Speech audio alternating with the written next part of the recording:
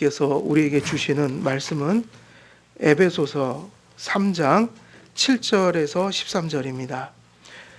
3장 7절에서 13절 제가 봉독해 드리도록 하겠습니다. 그의 능력이 역사하시는 대로 내게 주신 하나님의 은혜의 선물을 따라 내가 일꾼이 되었노라. 모든 성도 중에 지극히 작은 자보다 더 작은 나에게 이 은혜를 주신 것은 측량할 수 없는 그리스도의 풍성함을 이방인에게 전하게 하시고 영원부터 만물을 창조하신 하나님 속에 감추어졌던 비밀의 경륜이 어떠한 것을 드러내게 하려 하심이라. 이는 이제 교회로 말미암아 하늘에 있는 통치자들과 권세들에게 하나님의 각종 지혜를 알게 하려 하심이니 곧 영원부터 우리 주 그리스도 예수 안에서 예정하신 뜻대로 하신 것이라. 우리가 그 안에서 그를 믿음으로 말미암아 담대함과 확신을 가지고 하나님께 나아감을 얻느니라. 그러므로 너희에게 구하노니 너희를 위한 나의 여러 환난에 대하여 낙심하지 말라. 이는 너희의 영광이니라. 아멘. 오늘 주어진 본문 가운데서 우리가 지난 시간에 8절까지 말씀을 전했습니다.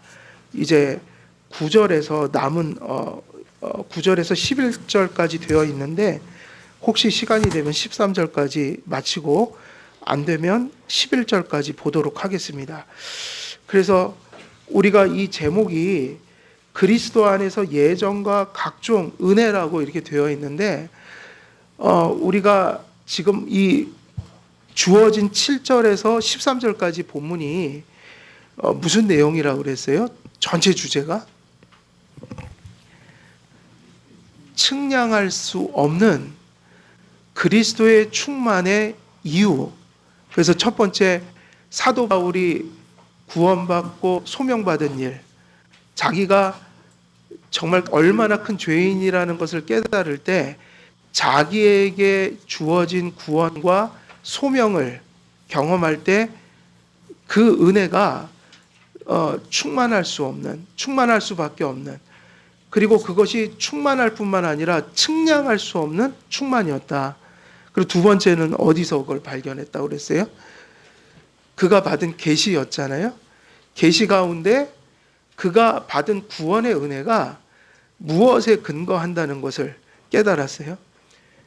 이것은 그의 경험이기도 하지만 하나님께서 구원받은 사도 바울에게, 그리고 그가 목양해야 될 수많은 교회들을 향하여 전하라고 주신 말씀, 그건 무엇 때문에 그것이 측량할 수 없는 그리스도의 충만이었는가? 무엇 때문이라고 그랬죠? 두 번째, 그게 지난주 설교였어요. 무엇 때문이죠? 그게 예정이었죠. 예정. 그러니까 우리가 소위 말하면 측량할 수 없는 스케일로 된 일이었다는 거예요. 예정, 신비한 교리잖아요. 하나님 안에서 모든 게 정해졌다. 우리가 태어나기도 전에 이미 하나님 우리를 아셨다. 지금 우리에게 펼쳐지고 있는, 경험하고 있는 구원들이, 그리고 우리의 미래에 우리가 경험할 구원이 다 어디에서 기원이 된 거예요? 역사 속이 아니라는 거예요. 우리 안에 있는 그 어떤 것이 아니라 그 모든 것을 초월한 영원전에 하나님 속에서 계획된 일이었다는 거예요. 그 하나님 속에 있던 생각이, 하나님 속에 있던 그 의지가, 뜻이 지금 우리가 맞이하는 삶으로 지금 나타나고 있다. 그래서 예정은 왜 주셨다고 그랬죠? 예정의 은혜를 왜 주신 거예요? 위로라고 그랬잖아요. 왜 위로냐면, 왜 사도 바울에게 예정이라는 은혜가 있다는 계시를 에베소 성도들에게 전하라고 이렇게 성경에 기록해 놓냔 말이에요. 그것은 예정은 확고부동한 것이라는 얘기예요. 확고부동하다. 하나님이 의지한 대로 반드시 이루어진다. 지금 이루어지고 있는 것도 그 하나님의 마음속에 있는 것이 이루어지고 있는 것이다. 그래서 예정은 무엇의 확실성을 이야기하는 거예요? 구원의 확실성이에요. 구원은 우리의 감정으로 확신을 갖는 게 아니라 하나님이 이러이러한 것을 통해 확신해도 된다고 하신 거. 그래서 성경에서 확신을 얻어야 돼요. 하나님이 말씀하신 것을 근거로 확신을 가져야 된단 말이에요. 그러니까 교회에는 구원의 확신이 두 가지 문제로 나타나요. 이거는 마지막 구절에서 사실 설교를 또 해야 되는데, 자, 어떤 문제가 있어요? 확신이 없는 게 문제예요. 성도님이라고 하면서 세례 받았는데 내가 구원의 확신이 없는 거예요. 왜냐하면 성경에는 우리가 구원을 확신해도 될 만한 근거와 이유를 알려줬어요? 안 알려줬어요? 성경에 우리가 구원을 확신할 수 있는 근거들을 얘기하고 있어요? 안 하고 있어요? 하고 있잖아요. 지금 이것도 지금 예정도 되게 중요한 확신의 근거예요. 우리를 택하시면 그 어떤 것도 그 사랑에서 우리를 끊을 수 없다는 게 로마서 말씀이었단 말이에요. 8장에. 우리가 예정은 우리의 구원이 절대로 소실되지 않는 근거 중에 근거라고요. 그러니까 성도는 성경을 열심히 배우고 익히고 깨달아서 그것을 깨달을 때마다 무엇의 근거와 토대를 확고히 갖는 거예요? 확신. 근데 이 확신의 문제는 또 잘못된 확신이 있어요. 대학생 선교회나 CCC 같은 데서 구원의 확신을 너무 이렇게 편협하게 하다 보니까 구원의 확신이 되게 폭이 좁아진 거예요. 그러니까는 자꾸 구원의 확신하니까 구원의 확신이 우리를 구원하는 건 아니거든요. 우리가 구원 받았으니까 확신을 가져야 되는 게 정상인 거고, 근데 구원의 확신이 우리를 구원시키는 건 아니에요. 왜냐하면 확신이 성경적인 확신이어야 되는데 자꾸 구원의 확신하다 보니까, 근데 그 내용이 중요한 건데 성경에 근거하여 확신을 가져야 되는데 그 확신이 되게 이상한 쪽으로 가기도 했단 말이에요. 그게 무슨 확신이에요? 성경적인 근거가 아니라 자기 기분, 내가 뭐를 이렇게 열심히 하면, 또 내가 도덕적으로 되게 이렇게 다른 사람보다 뛰어나면 나는 나 정도는 구원을 받아야지. 교만이죠. 우리의 행위로 구원받는다는 얘기는 성경에 없어요. 구원 받았으니까 삶의 열매를 드러내라는 얘기죠. 그리고 또 무슨 확신을 가져요? 성경적인 근거를 가져야 되는데 은사주의가 판을 치면서 그런 게 확신이 된 거예요. 내가 어디 삼각산에서 기도했는데 환상을 보았다. 내가 신비 체험을 했다. 그러니까 나는 신비 체험했기 때문에 성령 받았고 나는 구원을 받은 존재다. 다른 사람들은 그런 체험을 못했는데 나는 했다. 내 구원은, 근데 그거는 그런 얘기는 성경에 없다고요. 은사 체험회가 그거는 구원의 확신이 될 수가 없어요.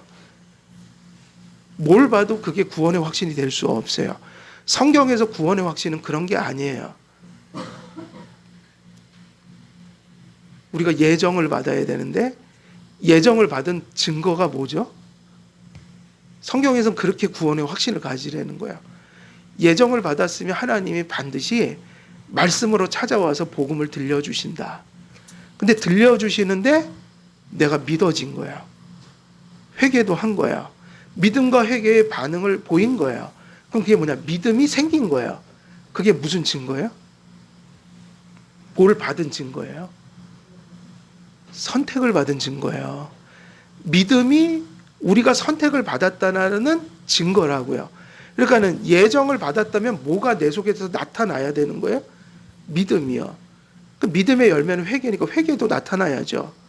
믿음과 회개가 없으면 그 사람은 회심한 사람이 아니라고요. 내가 믿음과 회개를 내 안에서 경험한 자로서 돌아보니 내 안에 믿음과 회개를 주신 분은 누구예요? 하나님. 근데 하나님은 누구에게만 믿음을 주셔요?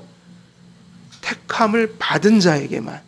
그래서 믿음이 무지무지 중요해지는 것이고, 그리고 우리 안에 성령 계신 것도 성경대로 확인을 해야 되잖아요. 우리가 예수 그리스도가 우리의 구주이신 것을 마음으로 믿고 고백하는 자들에게 누가 지금 임하신 거죠? 성령이요. 성경에서 얘기한 대로 이렇게 받아야 되는데 한국교회는 자기 도덕성, 자기 혹은 기분, 막 내 마음 속에서 뭐가 감정이 막 일어나면 성령 받은 것이고 내가 택함 받은 것이고, 그게 아니거든요. 우리 기분과 감정이 아니라고요. 우리의 도덕성도 아니라고요. 우리의 구원의 근거는 누구로부터 시작이 되는 거예요? 하늘로부터. 그래서 예정을 가르쳐 주신 것은 믿음과 회개로 우리가 삶을 열심히 성실히 살아야 되는데 세상의 세파가 너무 심하고 우리들도 연약하고 우리들 안에도 죄성이 있으니 우리가 가는 길 속에 늘 흔들린단 말이에요. 그때 하나님이 가르쳐 주신 교리가 뭐인 거예요? 예정이다. 너희 구원이 너희 속에서 시작된 게 아니라 하나님의 영원한 계획 속에 시작돼서 그것이 세상의 그 어떤 것도 끊어낼 수 없다.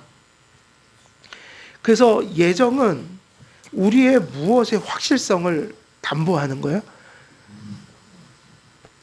구원의 확실성. 그래서 전에도 얘기했지만 사실은 예정부터 들어가면 안 된다고 그랬죠. 믿고 회개하라. 이게 시작점이에요. 근데 믿고 회개한 사람들은 뭐를 알아야 돼요? 지금 믿고 회개했어요. 그럼 이제 알려줘야 된다고요.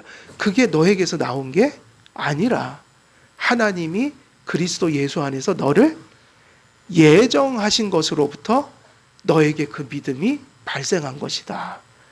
그래서 믿는 자에게 예정을 전해야 한다고 그랬잖아요. 이 말씀을 이제 하고 이제 세 번째 이제 주제로 들어가는 거예요. 자, 우리 그리스도 안에 있는 충만이 측량할 수 없는 그리스도의 충만이다. 그 이유는 뭘까? 세 번째 이유는 뭐죠? 세 번째 이유는 오늘은 9절부터라고 그랬잖아요.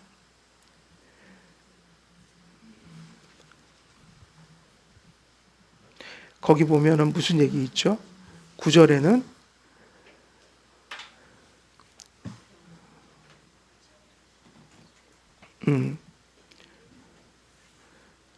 그리고 교회로 말미암아 하늘에 있는 통치자들과 권세들에게 하나님의 무슨 지혜? 각종 지혜. 지금 이 얘기도 비슷한 얘기인데요. 우리의 구원이 예정을 통해서 지금 다 성취된다. 그리고 사도 바울은 이제 그거를 또 하나님의 은혜를 다른 각도로 또 설명하고 있어요. 우리가 구원받은 것이, 그리고 앞으로도 우리의 구원이 든든한 이유가 무엇 때문이라고 얘기하고 있을까요? 이제 예정을 설명했거든요. 근데 예정이라는 것은 지금 현실에서 나타나는 거예요? 영원전에 계획된 거예요? 그러면 하나님 속에 있는 거는 한치도 빠짐없이 다 어떻게 되는 거예요? 이제 역사 속에서, 개인 속에서 성취돼야 될 것들이란 말이에요. 우리가 그러니까 이제 맞이할 것들이 아직 무지무지 많이 남아 있는 거야. 그때 바로 하나님이 예정하신 것을 하나님께서 역사 속에서 이루실 때 무엇으로 이루실까요? 이제 그 생각하는 의지와 뜻을 이루신다. 아니, 누군가를 택했으면 이제 그 사람을 건져내줘야 될 거 아니에요. 실제로 믿음을 갖게 하셔야 될 거 아니에요. 또 믿음을 가진 자들은 천국 갈 때까지 여러 가지 시험과 세파 속에서 인내하면서 갈 수 있는 하나님의 인도하심을 주셔야 될 거 아니에요. 그때 그것의 기원을 얘기하는 것은 그것은 예정으로부터 되었다. 근데 그것이 이제 펼쳐지는 거 있잖아요. 그거는 뭐로 된다는 얘기일까요? 그게 지금 여기 매우 아름다운 용어로, 되게 의미심장한 용어로 그걸 설명하고 있단 말이에요. 그게 뭐죠?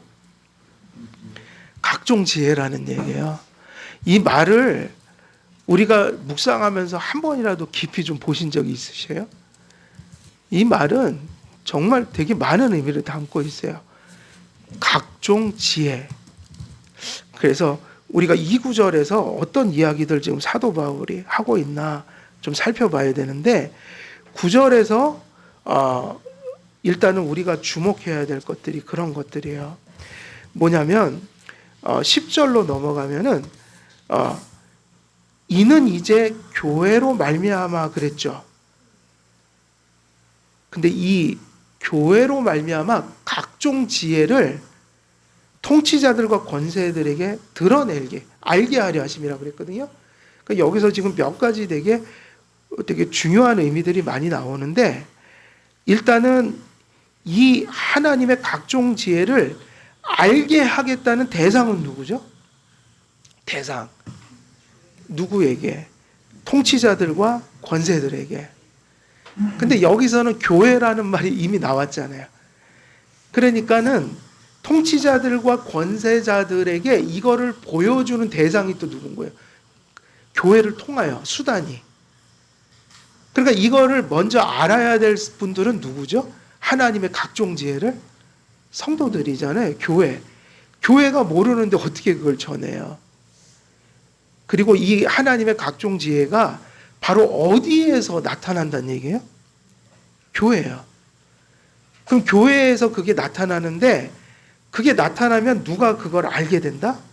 통치자들과 권세자들. 그럼 이제 그게 누구냐는 건 좀 나중에 말씀을 드리고, 1차적으로는 첫 번째 교훈은 이 각종 지혜라는 게 이제 우리가 무엇인가를 봐야 할 텐데, 1차적으로 이 각종 지혜라는 게 어디서 무엇을 통해서 알려주시는 것이냐면 교회로 말미암아. 그래서 여러분, 우리가 속한 교회는 연약해요. 그리고 교회 자체가 세상적으로 봐도 우리를 생각해도 많은 문제를 안고 있고 연약하고 부족한 것이 많지만, 하나님은 그런 교회를 통해서 뭐를 드러내신다고요? 각종 지혜인 거예요. 우리가 아직 완전한 종말을 맞이하지 않았기 때문에 교회는 어느 교회나 연약해요. 맞죠, 제 말이? 교회는 완전한 교회는 없잖아요. 그래서 완전하지 못해도 교회를 멸시해서는 안 돼요.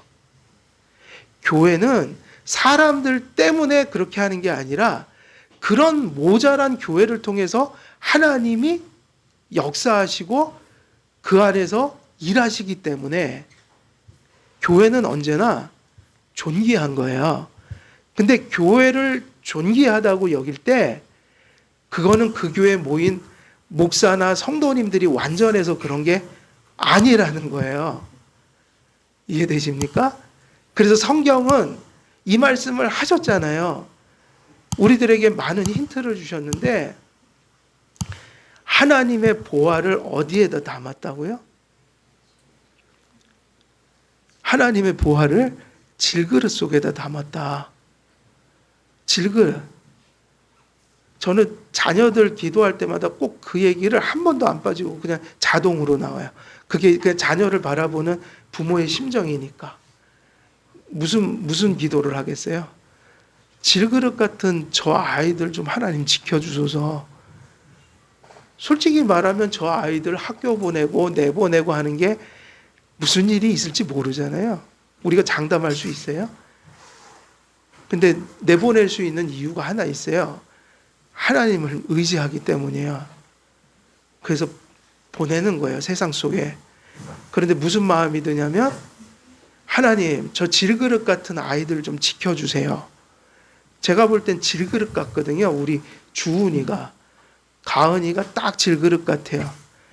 자식을 키우니까 이제 우리 교회 아이들도 걱정이 되는 거야. 자녀를 키우니까. 기도를 할 수밖에 없어요. 다 질그릇 같은 자녀들 좀 지켜주세요. 다 질그릇 같아서, 질그릇의 특징이 뭐죠?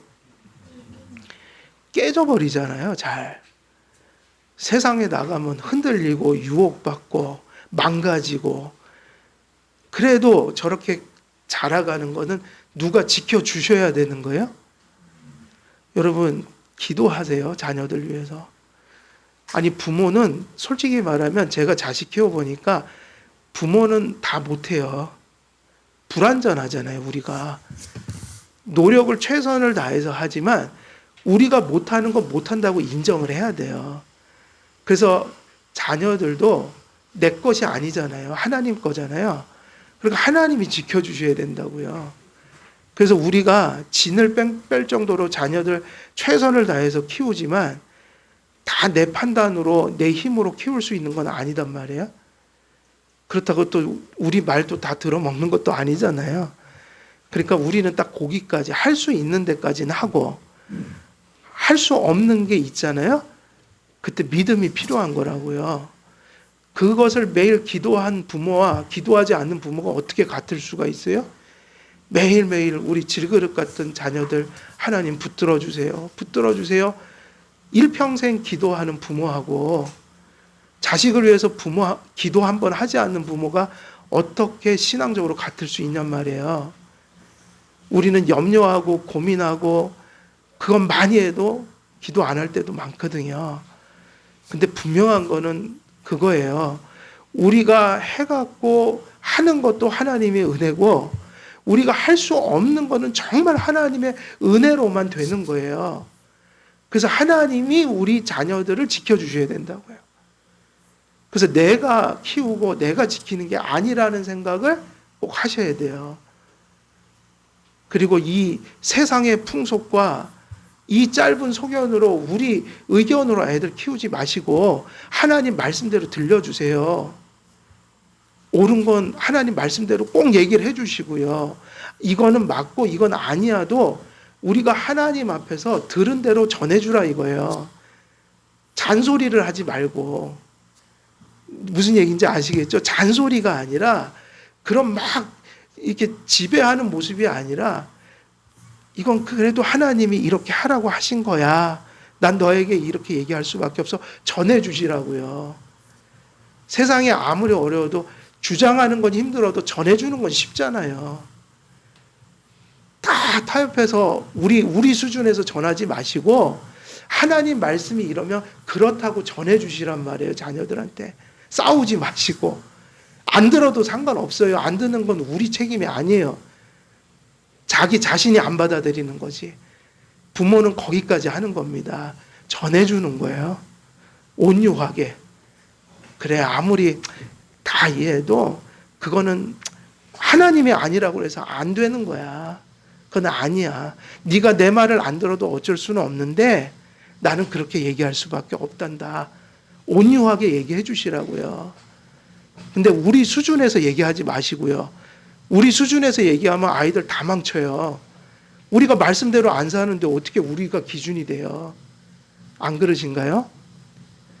그래서 사랑을 많이 주세요. 그러나 온유하게 아닌 건 아니라고 가르쳐 주시는 게 자녀가 바로 가는 길이에요.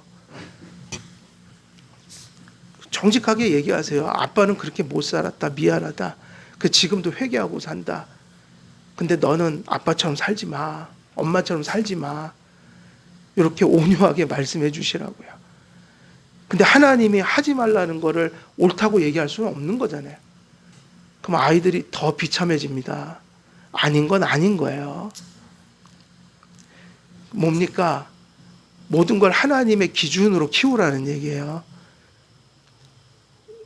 너무 부담스러워하지 마세요. 아이들을 그렇게 만들려고도 하지 마세요.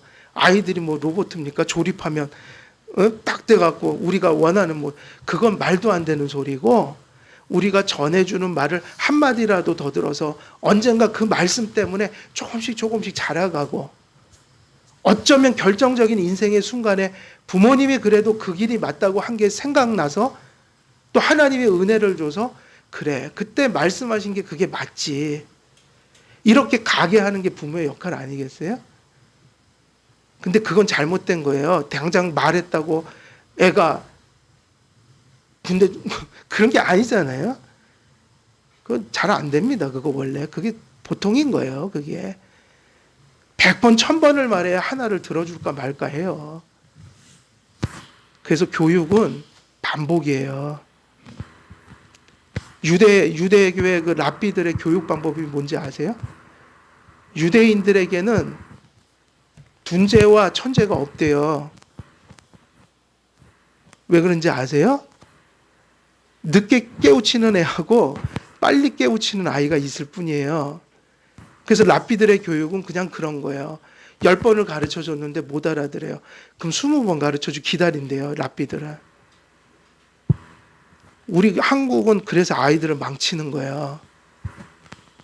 우리가 성경 말씀 전했다고 아이들이 딱 말씀을 전하는 순간에 딱 틀이 탁탁탁탁 잡혀갖고 그냥 1시간 만에 바뀌어갖고 그냥 그렇게 돼요, 안 돼요?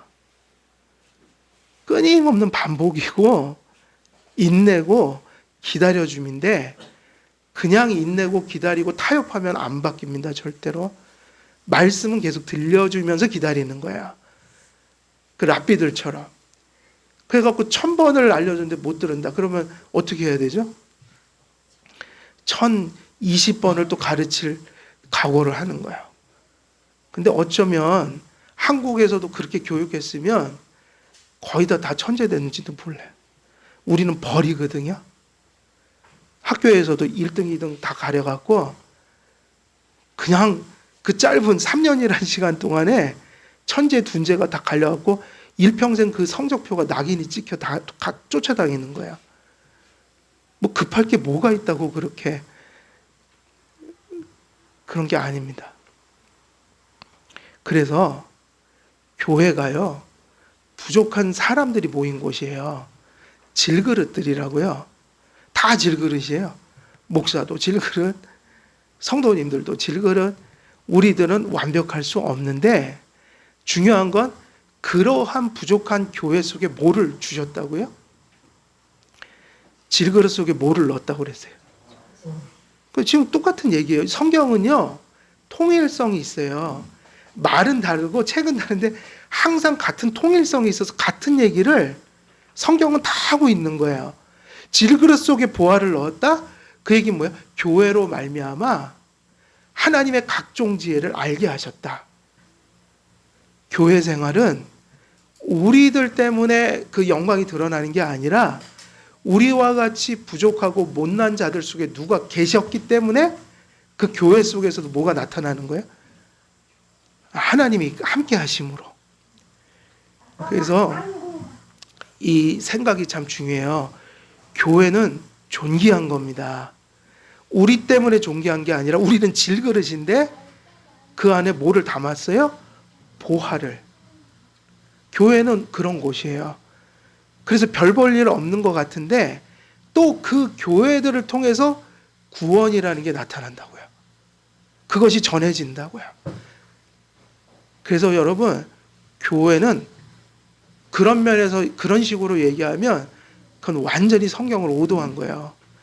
우리가 어떻게 완전한 사람이 돼요? 한길교회 완전해질 수 있을까요? 어떻게 생각하세요? 여러분, 한길교회가 완전해질 수 있어요? 그냥 하나만 생각하면 되잖아요. 내가 완전하지를 못한데, 죽을 때까지 완전하지 못할 텐데, 교회가 그 사람들이 모인 게 교회인데 어떻게 교회가 완전해져요? 우리는 뼈를 깎는 고통을 통해서 조금씩 진보할 뿐이에요. 용서 안에서. 교회관을 잘 세워야 합니다.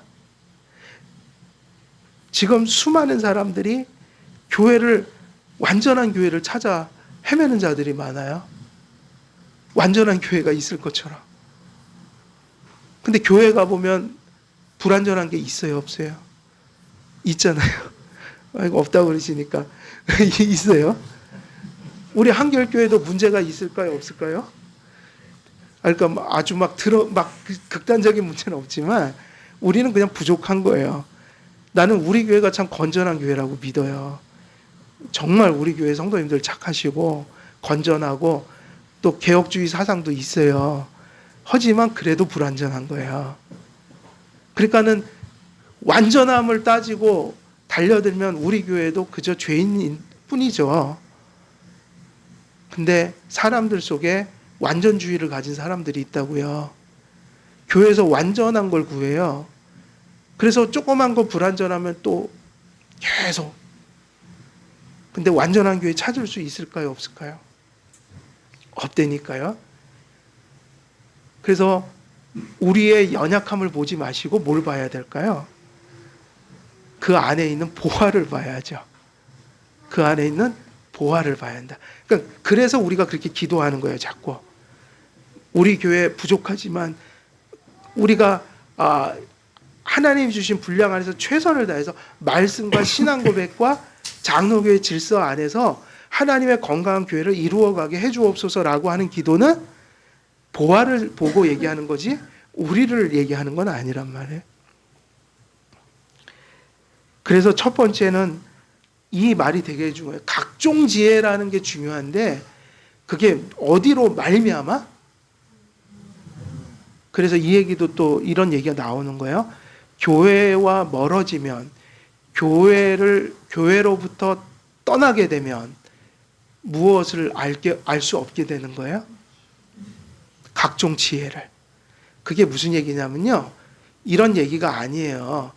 교회의 인격적인 관계를 맺어서 그 한 가운데로 들어가야 되는 거예요.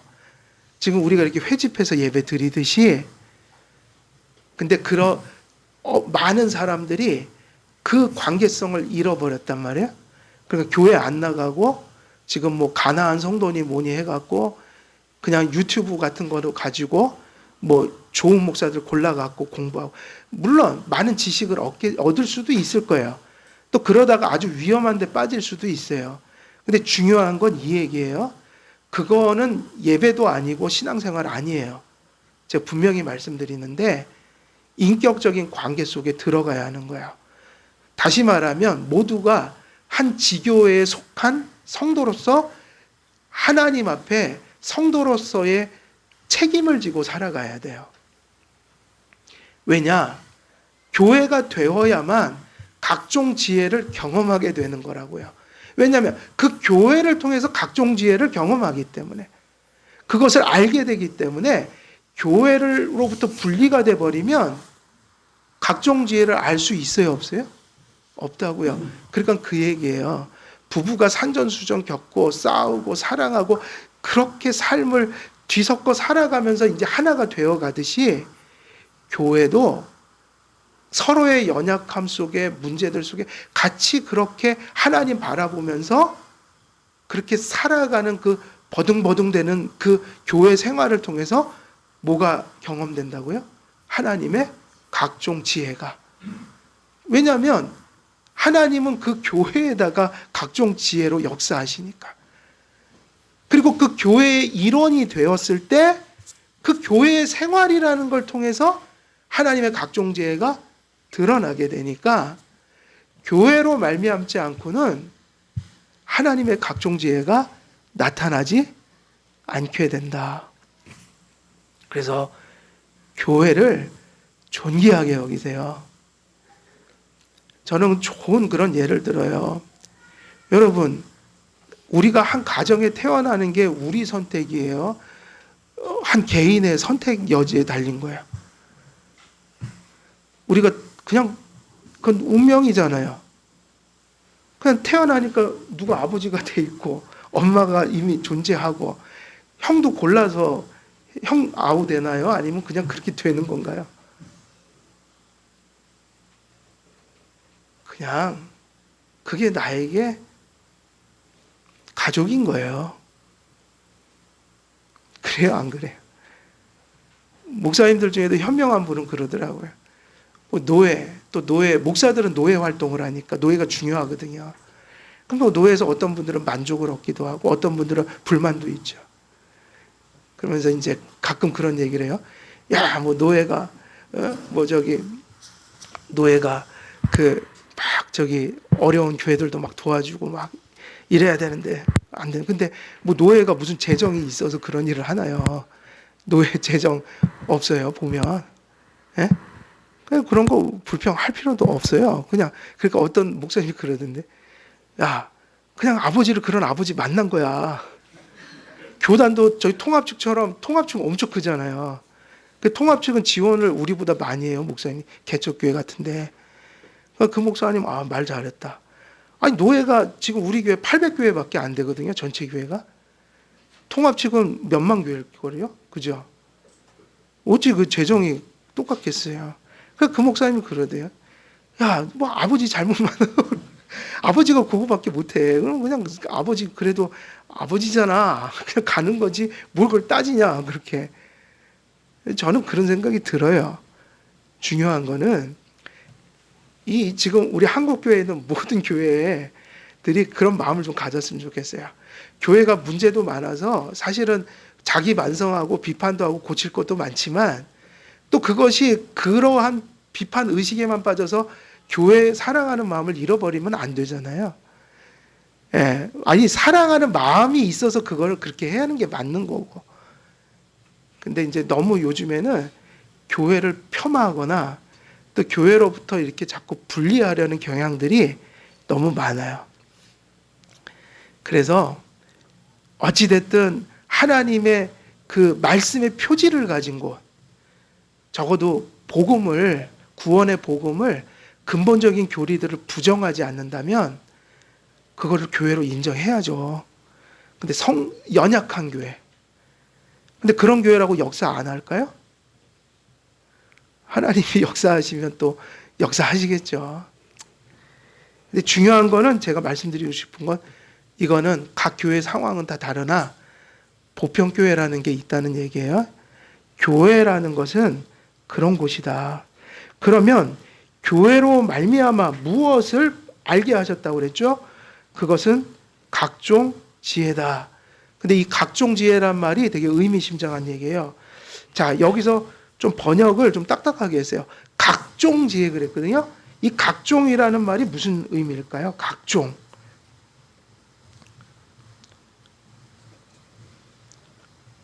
이게 폴리포이키로스라는 단어인데 이 각종이라는 말은 이런 뜻이에요. 많은 색상. 색이요. 왜 우리가 그런 얘기 쓰잖아요. 가지각색이다. 가지각색이다. 그리고 많은 색상, 다채로운 색깔. 그래서 이런 아주 그 가지각색이라는 거를 보통 우리는 뭘 보면서 많이 그런 거 느끼죠? 꽃 같은 거. 야, 꽃이 가지각색으로 피었다. 꽃밭. 그 다음에 왕관. 왕관은 화려하죠. 그래갖고 가지각색의 그 데코레이션을 막 해갖고 할 수만 있으면 화려하게 만들려고 하죠. 왕관. 그 다음에 또 옛날에 옷들 중에도 부자들이 입는 옷이 무슨 옷이에요?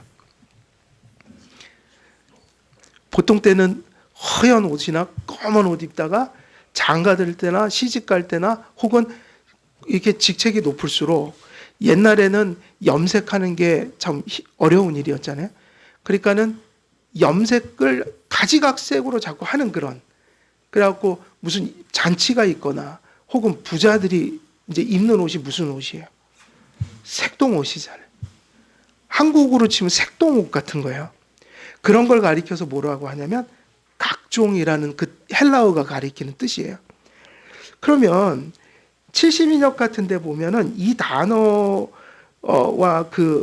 이 단어와 관련된 이 단어로 뭐를 표현했냐면 야곱이 요셉을 가장 사랑해 갖고 무슨 옷을 지어 입혔다고 그랬어요? 채색 옷. 그게 어떻게 생긴지는 잘 모르지만 우리나라 같으면 색동 저고리 해 입힌 거예요. 형들은 그냥 허연 거 대충 저기 푸대자로 씌워놓은 것 같은 거 입혀놓고 그 요셉만 그냥 가지각색으로. 근데 그 시대에 그게 얼마나 비쌌겠냔 말이에요. 염료가 비쌌을 거 아니에요. 그래서 이 각종이라는 단어는 무슨 의미냐면 다채롭다.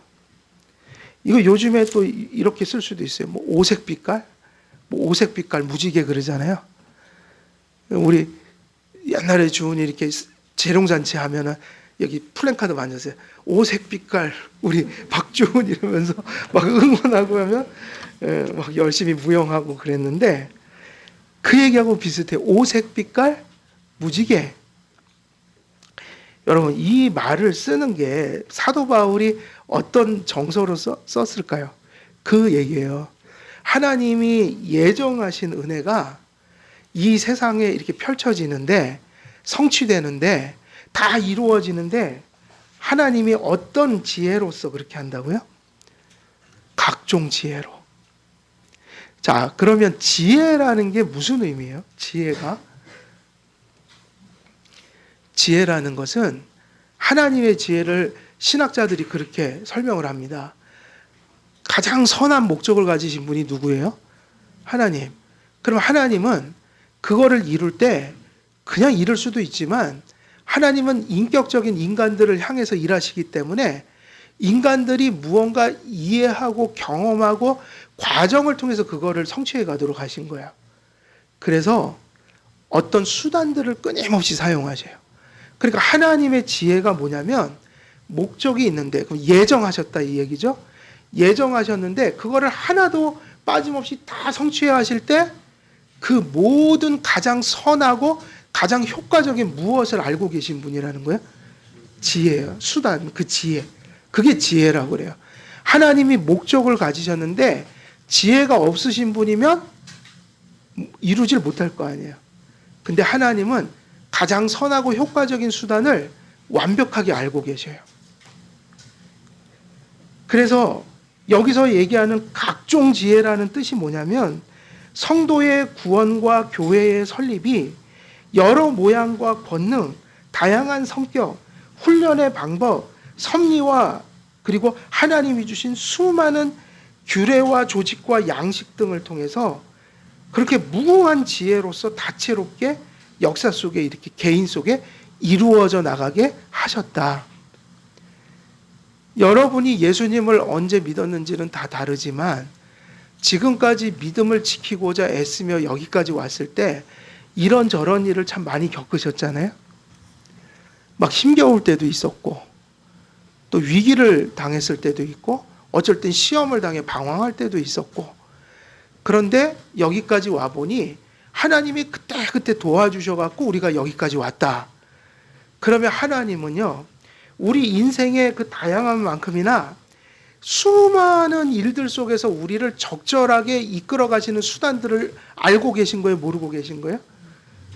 그게 이제 우리가 이렇게 뒤돌아보면 레파토리가 되는 거야. 하나님이 참 내가 인생 살면서 별의별 일 다 겪었는데 그때마다 하나님이 이렇게 도와주셨다. 근데 그 하나님의 그 도와주신 은혜를 뒤돌아보면 가지각색이라 이거야. 우리가 잘못된 길을 가면 어쩔 때는 위로해 주시고 어쩔 때는 사랑해 주고 어쩔 때는 정말 공포에 질릴 정도로 나무라시면서 그렇게 또 깨우쳐서 바른 길 가게, 뭐 가지각색의 은혜를 통해서 우리가 하나님 말씀 버리지 않고 왔다. 그 순간순간 역사하는 하나님의 은혜가 없었으면 벌써 우리는 신앙을 버리고 말았을 것이다. 이런 뜻인 거예요. 그래서 구원의 경륜과 역사는 하나님의 다채로운 지혜로 성취되어 온 것이에요. 예수 그리스도의 구원이라는 것이 이 성경의 통일성이고 가장 본질적인 목적인데, 성경을 보면 우리가 왜 성경 공부하기가 힘든 거예요? 너무 다양한 역사가 여기 기록되어 있는 거야. 너무 오랜 역사 속에서 별의별 일들이 여기서 다 기록되어 있는 것. 이게 뭐냐? 누구의 지혜인 거예요? 하나님의 지혜예요. 사탄이 악하고 사람들이 사탄에 빠져서 다들 정신 잃고 막 악을 막 발현해낼 때 우리는 가끔 그런 모습을 보면서 세상이 뭐로 가득 찬 것처럼 느껴지는 거예요. 죄와 악으로. 야, 이게 뭔가. 근데 그 세상의 죄가 만연하면 만연할수록 또 하나님은 철두철미하게 당신께서 그 가운데서 누구의 뜻을 펼쳐가고 계신 거예요? 하나님. 그래서 우리는요, 역사의식을 가져야 돼요. 성도님들은 역사의식이 있어야 돼요. 어떤 역사냐? 하나님의 섭리적 역사. 세상의 세계사를 배우면 사람들은 그냥 그것이 그런 게 안 보여요. 그러나 성도님들은 달리 봐야 된다고요. 세상 역사를. 또 개인사도 마찬가지예요. 우리가 지금 살아온 날도 복잡하고 지금 사는 것도 복잡하고 앞으로 살 날도 복잡한 건 맞는데, 복잡한 것만큼이나 누구는 치밀한 지혜를 가지고 계신 거예요? 하나님께서. 사실은 우리가 애쓰면서 살아가는 것처럼 보이지만 하나님은요, 한순간도 주무시지도 않으면서 당신의 교회와 성도들을 당신의 각종 지혜로 수많은 상황들 속에서 적절한 방식으로 우리 하나하나를 그렇게 다루고 계신 거예요. 이게 뭐다? 이게 각종 지혜다. 이 다채롭고 다양한 하나님의 각종 지혜에 대한 이 바울의 선포 속에서 우리는 다시 한번 그리스도의 충만이 왜 측량할 수 없는 것인지 다시 한번 깨닫게 되는데, 교회와 교회가 선포하는 말씀을 통해 드러나는 각종 지혜에 대한, 이제 이게 중요해지는 거예요. 이 각종 지혜가 교회를 통해서 알려지는데 그것을 누구에게 알려주시려고 했다고요? 통치자들과 권세들에게. 그럼 여러분, 이 통치들과 권세는 누굴까요? 아까 교회는 이미 나왔잖아요. 사람들을, 이 믿는 사람들을 통해 연합한 교회를 통해 보여주신다. 근데 여기서 이 통치자들과 권세들은요, 천사를 의미하는 거예요. 근데 되게 저도 이 말씀을 볼 때마다 좀 신기하긴 해요. 왜냐하면 우리들은 좀 그런 착각을 할 때가 있어요.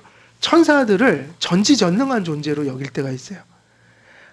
천사들은 다 하나님이 알고 있는 거를 알고 있다고 믿어요. 근데 사도 바울이나 베드로는 그렇게 가르치지 않았어요. 천사들도 모르는 게 있을까요, 없을까요? 예수 그리스도가 오실 것을 하나님이 선포하셨잖아요. 그러면 어느 정도 천사들은 우리보다 많이 아는 건 사실인데, 천사들도 이 성경에 성취되는 이 일들을 다 순간순간 알았을까요, 몰랐을까요? 몰랐다고요. 하나님이 일을 시키면 열심히 했죠. 너 내가 예정할 때 그 일을 이루어야 되니까 너 가서 저 일 좀 해라. 그러면은 뭐 천사들이 또 세상에 내려와서 뭐 여러 가지 일을 하죠.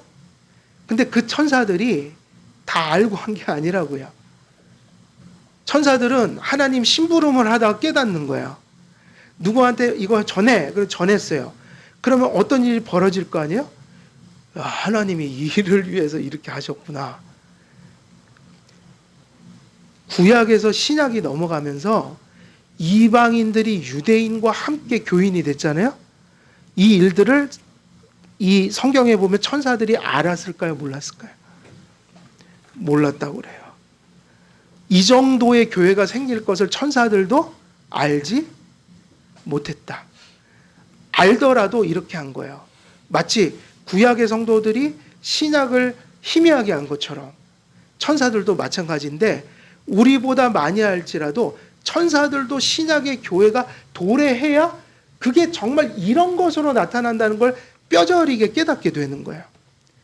그러면 교회로 말미암아 하나님의 구원에 속한 그 각종 은혜들이 알려진다고 할 때 그걸 보고 놀래고 찬송하고 기뻐했던 게 누구라는 얘기예요? 천사들이라는 거예요. 천사들에게도 감당할 수 없었던 지식이 이 구속에 관련된 거였고, 하나님의 은혜에 관련된 거였고, 신약에 세워질 교회에 대한 이야기들이었던 거예요.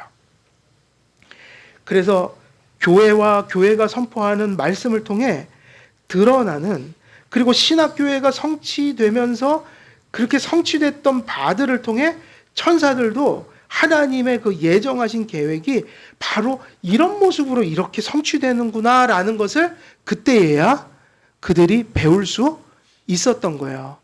그러니까 천사들은 무엇을 통해 역시 배운 거예요? 하나님의 그 놀라운 구원 계획들이 성취되는 그 복음을 교회로 말미암아.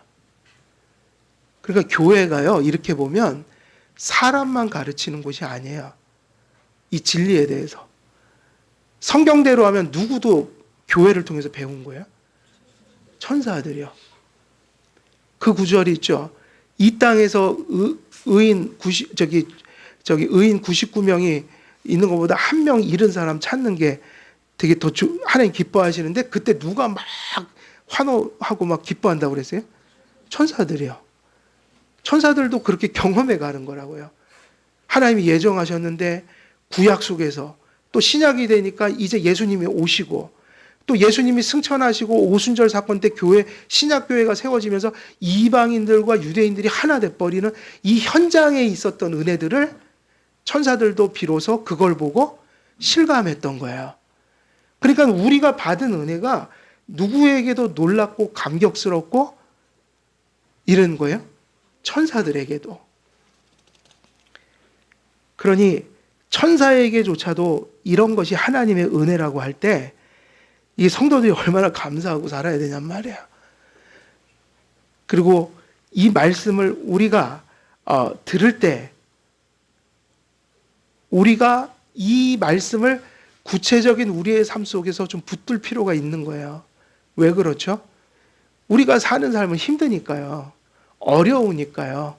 오늘도 신앙적인 고민, 현실적인 고민, 그냥 24시간을 살며 끊임없이 우리가 맞이하는, 우리가 풀어낼 수 없는 숙제들이 혹은 우리의 짐들이 삶 속에서 그렇게 흘러가고 있는데 그때마다 이 말씀을 자꾸 생각하시라는 거예요. 나는 답이 없고 나는 미련한데 하나님은 무슨 은혜로, 무슨 지혜로 내 삶을 섭리하고 계신 거예요? 각종 지혜. 참 다채로운 지혜로. 그러니까 너무 다양한 하나님의 대비책들이 하나님 속에 있다는 얘기예요. 어쩔 때는 정말 우리가 예측하지 못한 방법으로. 그러니까 지금 힘든 거를 다 나쁜 거라고 여기면 안 돼요. 하나님의 지혜 속에서 지금 흘러가고 있는 일들이라 그게 어떤 좋은 모습으로 또 하나님의 은혜를 드러낼 것인가 이런 기대를 고난 속에서 해야 한다. 그래서 베드로전서 1장 12절 보면 이런 말씀을 하고 있는 거죠. 이 섬긴 바가 자기를 위한 것이 아니요 너희를 위한 것임이 계시로 알게 되었으니 이것은 하늘로부터 보내신 성령을 힘입어 복음을 전하는 자들로 이제 너희에게 구한 것이요 천사들도 살펴보기를 원하는 것이니라. 신약의 이 복음의 성취를 얘기하면서 베드로가 무슨 얘기를 하냐면 천사들도 그걸 어떻게 해야지 안다는 거예요? 살펴본다. 다시 말하면 천사들도 이 땅에서 우리 교회 안에서 하나님이 이루신 일들을 지켜보고 살피고 연구하면서 야, 하나님의 뜻이 이렇게 이루어졌구나 인식하는 과정이 있다는 거예요. 천사가 모든 걸 아는 게 아니라. 그러면 여기서 중요한 어떤 이미지들이 떠올라요. 천사들이 지금 뭐를 보고 막 그렇게 찬송하고 막 기뻐하고 놀라고 이러는 거예요? 아까 얘기했잖아요. 무엇으로 말미암아? 교회로 말미암아. 근데 왜 교회로 말미암아? 그 안에 뭐가 있길래 이렇게 하면? 각종 지혜가 그 교회를 통해서 알려진다. 그래서 한길교회가 바로 서는 것은 되게 중요한 일이죠. 이런 소명이 있는 거죠. 한길교회가 복음으로 바로 서야 되는 이유는 뭐예요? 우리가 우리 안에서 뭐를 세상 속에 드러내기 위해서.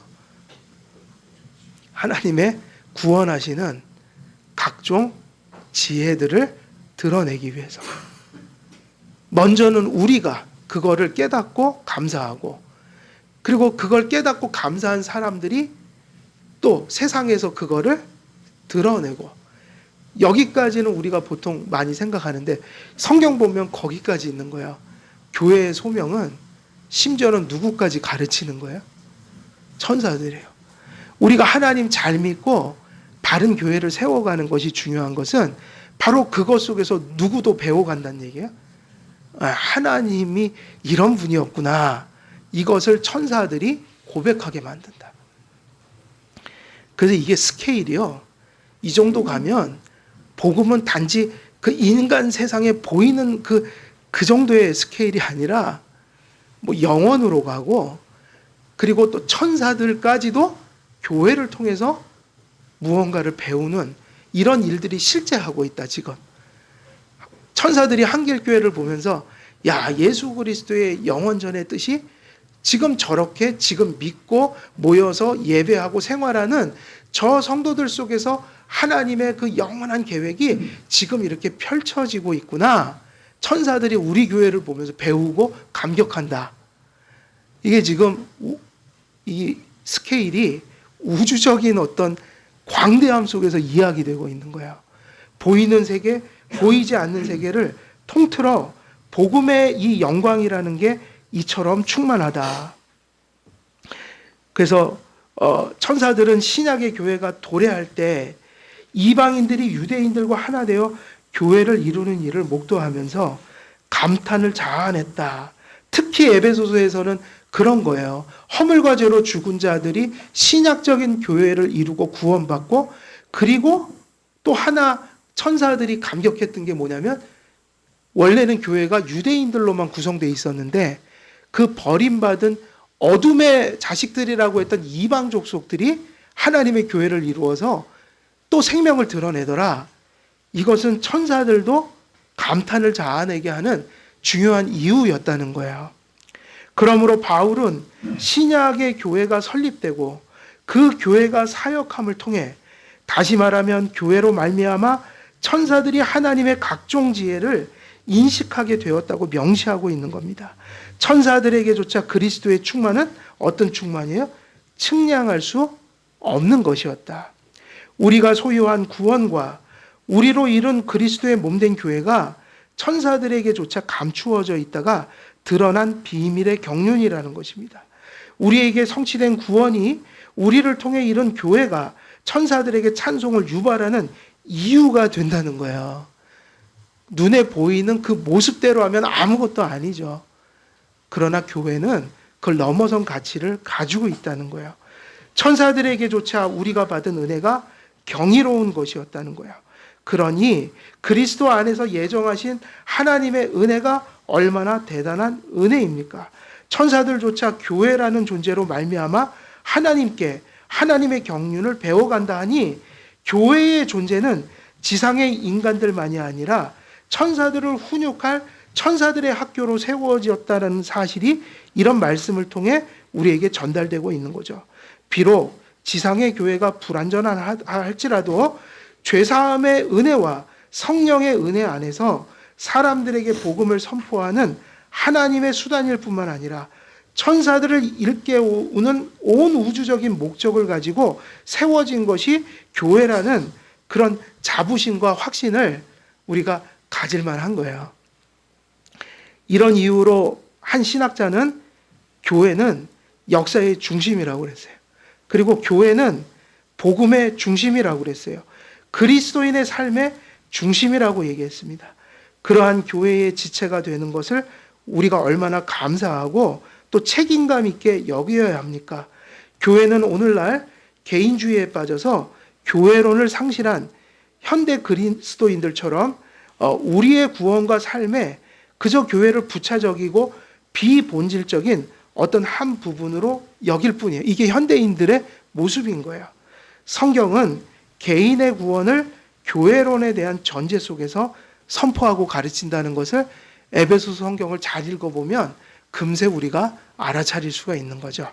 그래서 우리 한길교회 모든 성도님들은 바로 이러한 이치를 깨달아서 우리가 교회가 되고 또 교회에 속했다는 것이 하나님의 각종 지혜를 경험하고 또 드러내고 전하는 그런 복된 자리에 우리가 부름을 받았다는 사실 기억하시면서 우리 한길교회가 또 교회로서 여러분의 삶이 각종 지혜를 세상 속에 드러내고 알려주는 그런 여러분의 또 삶 되시기를 우리 주 예수 그리스도의 이름으로 축원드립니다.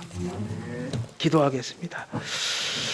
살아계신 하나님 아버지, 우리를 지극히 사랑하사 택해 주시고 또 택한 자에게 믿음과 회개를 주셔서 교회를 이루게 하심으로 하나님의 각종 지혜를 또한 우리들을 통해 드러내게 하심을 감사드립니다. 우리 안에 주신 이 보화가 어떤 것인지를 우리가 믿음으로 날마다 말씀으로 살피게 하시고 그 각종 지혜를 감사하며 또 그 지혜를 세상에 전해줄 수 있는 우리의 심령이 될 수 있도록 성령으로 충만케 하여 주옵소서. 감사드리오며 우리 주 예수 그리스도의 이름으로 기도드리옵나이다. 아멘.